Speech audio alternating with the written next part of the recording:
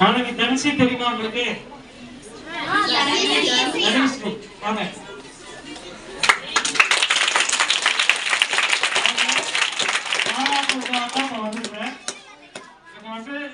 ரொம்ப தைரியமா ஒரு வேலை பண்ணாங்க.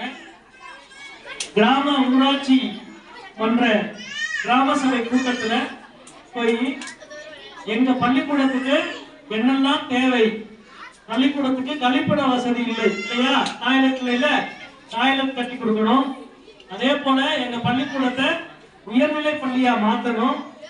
எங்க பள்ளிக்கூடத்துக்கு விளையாட்டு மைதானம் இல்ல, விளையாட்டு மைதானத்தை ஏற்படுத்தி கொடுக்கணும் அப்படின்னு கிராம சபை கூட்டத்துல அவங்க பேசின ஒரு காணொலியை நான் பார்த்தேன் வாட்ஸ்அப்ல. அதை ஒட்டி கடந்த ஒரு 3-4 வாரத்துக்கு முன்னாடி திருச்சுனைக்கு வந்த பொழுது மாணவியை கூப்பிட்டு நான் பாராட்டினேன். நான் 8ஆம் வகுப்பு படிக்கிற ஒரு மாணவி கிராம சபை கூட்டத்தில் இவ்வளவு தைரியமா எந்திரிச்சு அழகா பேசினாங்க. அதுக்காக பாராட்டினேன். பாராட்டின பொழுது என்கிட்டயே ஒரு மனு கொடுத்தாங்க. எங்க பள்ளிக்கூடத்துக்கு என்னெல்லாம் நீங்க செய்யணும்னு சொல்லி ஒரு மனு கொடுத்தாங்க. அந்த மனுவை உடனடியாக நான் மாவட்ட நிர்வாகத்துக்கு அனுப்புறேன்.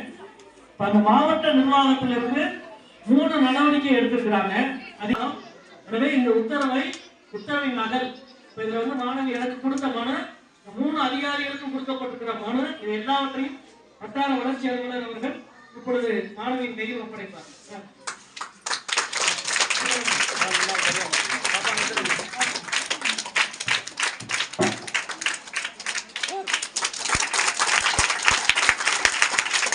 நண்பர்களே, ரொம்ப ஒரு மகிழ்ச்சியான ஒரு நடவடிக்கை.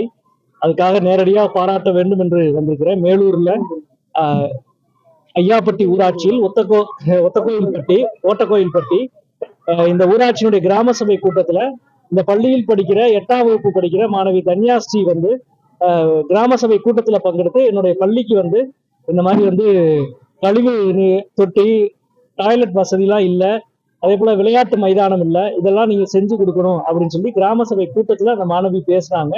அப்படி பேசிய ஒரு காணொலியை நான் பார்த்தேன். ரொம்ப மகிழ்ச்சியா இருந்தது. இவ்வளவு ஒரு உறுதியான தன்மையோட ஒரு மாணவி, 8ஆம் வகுப்பு மாணவி எழுந்து பேசியதுன்றது.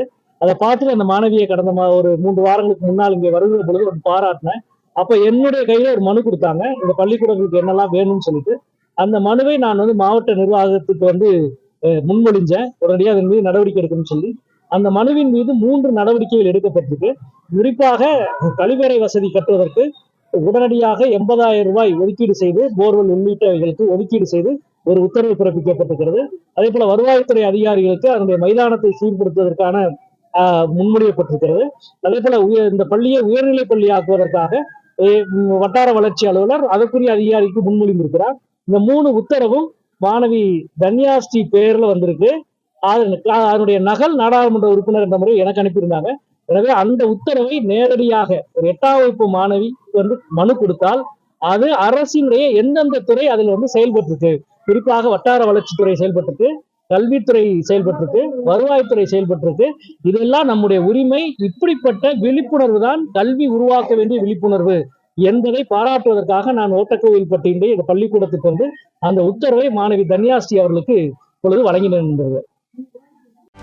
செய்திகளை உடனுக்குடனும் துல்லியமாகவும் தெரிந்து கொள்ள சப்ஸ்கிரைப் பண்ணுங்க.